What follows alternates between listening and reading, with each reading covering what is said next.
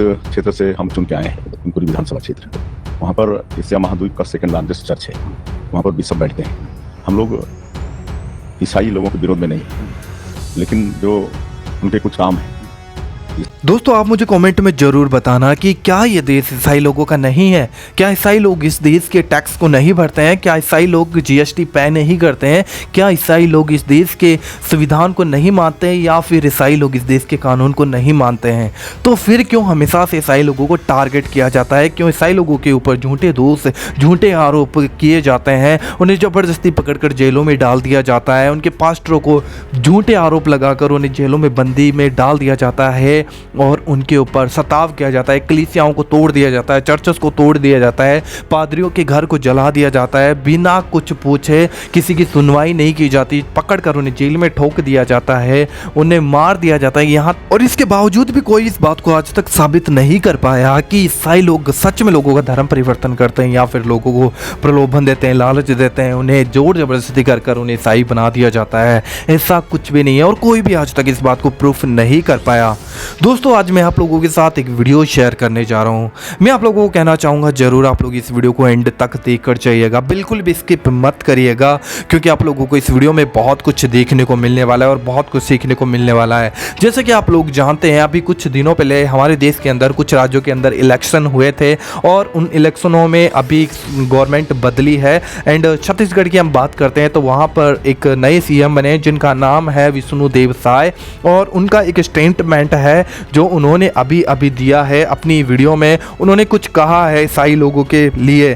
दोस्तों, ये वीडियो आप लोग जरूर ज़्यादा से ज़्यादा शेयर करिएगा, अपनी राय कमेंट बॉक्स में ज़रूर लिखिएगा। मैं उस वीडियो को आप लोगों के सामने प्ले करने जा रहा हूँ, आप लोगों को ये पूरा वीडियो देखना है एंड बिल्कुल भी आप लोगों को इस वीडियो को स्किप नहीं करना है। आइए मैं उस वीडियो को आप लोगों के सामने प्ले करता हूँ, फिर उसको हम देखेंगे, फिर आगे हम बात करते हैं। घर वापसी प्रोग्राम को, जैसे आपकी सरकार आ गई तो इस प्रोग्राम को क्या बड़े लेवल पे किया जाएगा या उनको सराहा जाएगा इस चीज को लेकर? देखिए, जिस क्षेत्र से हम चुन के आए हैं, कुनकुरी विधानसभा क्षेत्र, वहाँ पर एशिया महाद्वीप का सेकंड लार्जेस्ट चर्च है। वहाँ पर बिशप बैठते हैं। हम लोग ईसाई लोगों के विरोध में नहीं हैं, लेकिन जो उनके कुछ काम हैं, जैसे गो हत्या है, धर्मांतरण है, इसके हम लोग खिलाफ में हैं कि भाई आप अपना सेवा का काम करिए, लेकिन गो हत्या मत करिए। गौ को हम लोग हिंदू लोग माता मानते हैं, 33 कोटि देवी देवता का उसमें वास मानते हैं, गौ माता की पूजा करते हैं। तो कृपया करके गौ हत्या बंद करिए, उसके जगह पर और भी खाने के लिए और भी कई चीजें हैं, उसको खाइए। और दूसरा, धर्मांतरण मत करिए। स्वेच्छा से कोई जाता है वो अलग बात है, लेकिन गरीबी का, शिक्षा का लाभ लेकर धर्मांतरण करते हैं, चंगाई को माध्यम बना के अगर धर्मांतरण करते हैं तो ये गलत है। और गो हत्या का और धर्मांतरण का लगातार हम लोग विरोध करते रहेंगे। तो देखा आपने इस वीडियो में, ये है छत्तीसगढ़ के नए सीएम और इनका ये बयान है कि हम ईसाई लोगों के विरोध में नहीं है, बिल्कुल भी हमें उनसे कोई प्रॉब्लम नहीं है, लेकिन हमें प्रॉब्लम है तो सिर्फ दो बातों से प्रॉब्लम है, और अगर ये ऐसा काम रोक दें तो हमें कोई दिक्कत ही नहीं है।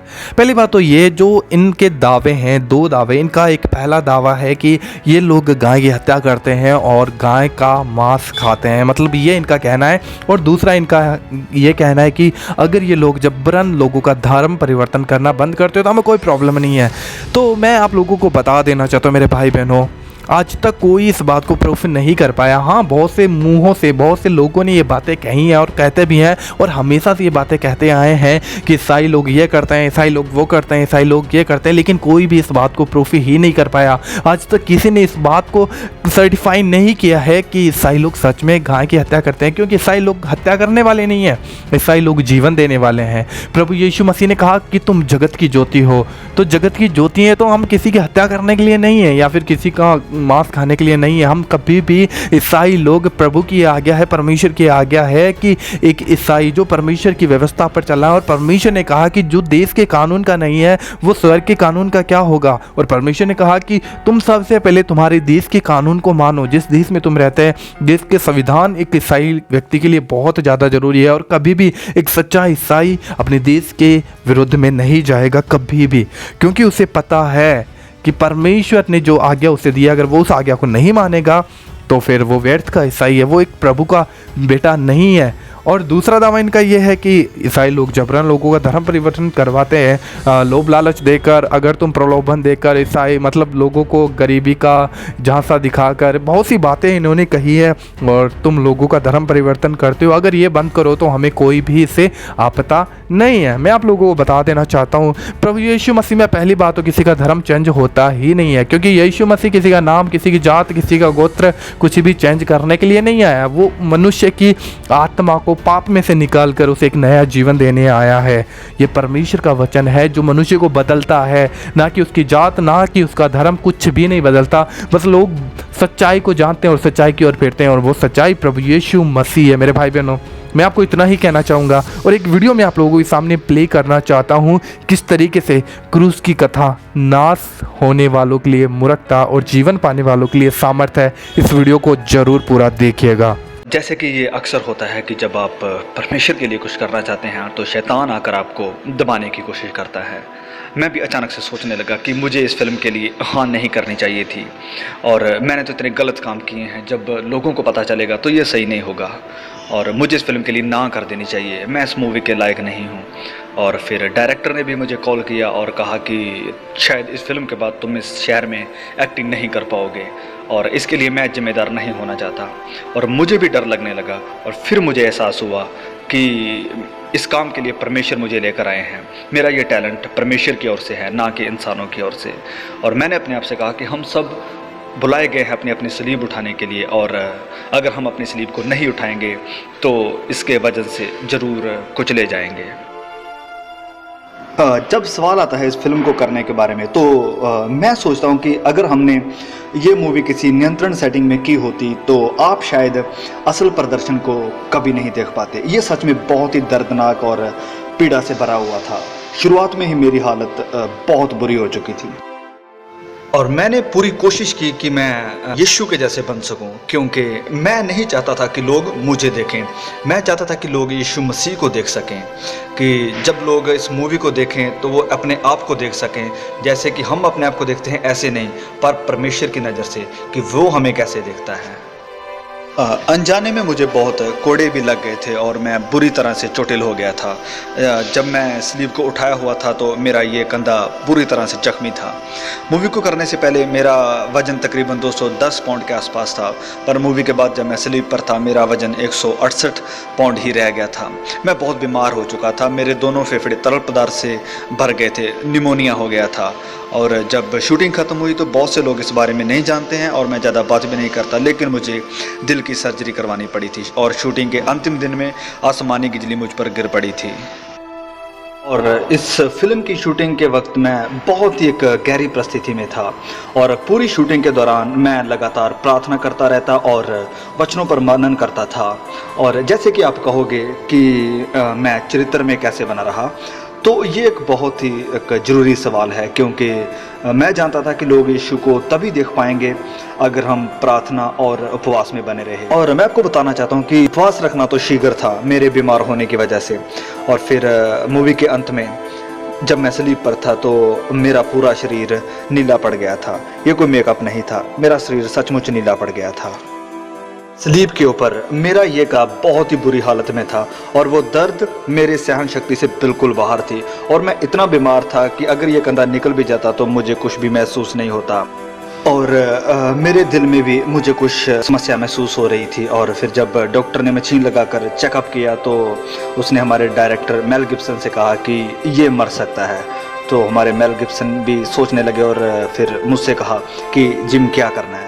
तो मैंने मेल गिब्सन से कहा कि मैं अब मरने के लिए तैयार हूँ, ये अब मेरे और परमेश्वर के बीच का मामला है, तो मैं घर जाने के लिए तैयार हूँ, क्योंकि मैंने कभी भी अपने आप को इस लायक नहीं समझा था और उस समय मैं बिल्कुल तैयार था परमेश्वर के पास जाने के लिए। पर मैं जानता था कि अगर मैं इस फिल्म को बनाते हुए मर भी जाऊँ तो बहुत से लोग इस फिल्म के द्वारा बचाए जाएंगे। मूवी के अंतिम सीन में जब मैं चट्टान के ऊपर चढ़ रहा था तो आधे रास्ते में, जबकि हर कोई अपनी अपनी पोजीशन में था, उस समय वहाँ पर तकरीबन 250 के करीब कुछ लोग थे।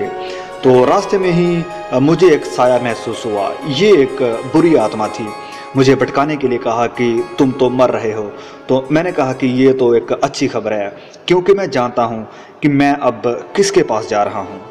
स्लीप के ऊपर जब मैं तो मुझे सांस लेने में बहुत तकलीफ़ हो रही थी, क्योंकि ये सच्चाई है कि जब स्लीप के ऊपर किसी की मृत्यु होती है तो वो दम घुट के ही होती है, और शारीरिक तौर पर मैं भी इसी तकलीफ़ से जूझ रहा था। शायद हमारा प्रभु चाहता था कि मैं भी उस दर्द को महसूस करूं जो उसने सहन किया था, पर परमेश्वर मुझे संभाल रहा था और मेरा हाथ पकड़े हुए था, और वो शायद चाहता था कि तुम कहाँ तक मेरे साथ चल सकते हो।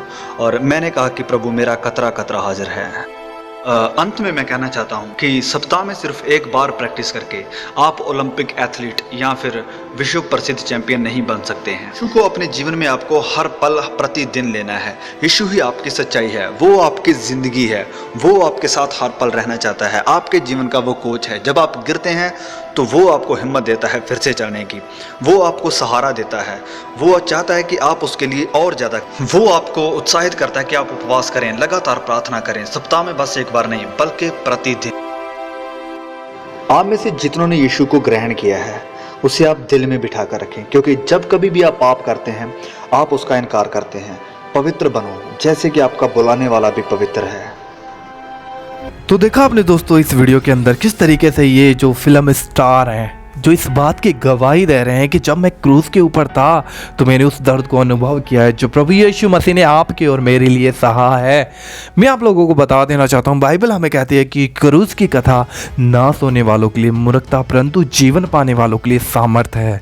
मैं आपको इसलिए कहना चाहता हूँ दोस्तों कि भले हम इस संसार में सताया जाता हो, तरह तरह के दोष लगाए जाते हो, विरोध किया जाता हो, ये खुदावंद यीशु मसीह की आज्ञा है कि तुम्हें इस संसार में क्लेश होंगे, तुम्हें सताया जाएगा, झूठी झूठी बातें कही जाएगी, तुम्हें पकड़कर जेलों में डाल दिया जाएगा। तुम घबराना नहीं, क्योंकि तुम्हें बता दिया जाएगा कि तुम्हें क्या बोलना है। मैं आप लोगों को बता देना चाहता हूँ मेरे भाई बहनों, क्या जब प्रभु यीशु मसीह संसार में थे तब यीशु मसीह को नहीं सताया गया था? सताया गया था बिल्कुल, और चेलों को भी सताया गया था, उन्हें जेलों में डाला गया था, उनकी हत्या कर दी गई थी। लेकिन प्रभु यीशु मसीह का काम कभी भी नहीं रुका है, क्योंकि ये काम किसी मनुष्य ने नहीं ठहराया, किसी व्यक्ति ने नहीं ठहराया, किसी जाति और धर्म ने नहीं ठहराया। जो प्रचार प्रभु यीशु मसीह का है वो स्वर्गीय है, और स्वर्गीय काम को सिर्फ स्वर्गीय परमेश्वर ही रोक सकता है, चला सकता है। ये सब कुछ उसके नियंत्रण में है।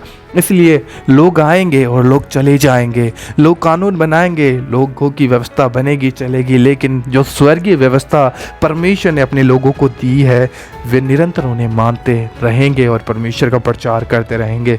सताव हमारे जीवन का एक महत्वपूर्ण हिस्सा है जिसे हम परमेश्वर के निकट जाते हैं। दोस्तों ज़रूर आप लोग इस वीडियो को ज़्यादा से ज़्यादा शेयर करिएगा। अगर आपको ये वीडियो अच्छा लगा तो कमेंट बॉक्स में ज़रूर लिखिए। चैनल पर पहली बार पहुंचे हो सब्सक्राइब करके ज़रूर जाइएगा। मिलते हैं किसी और वीडियो में, तब तक के लिए जय मसीह की।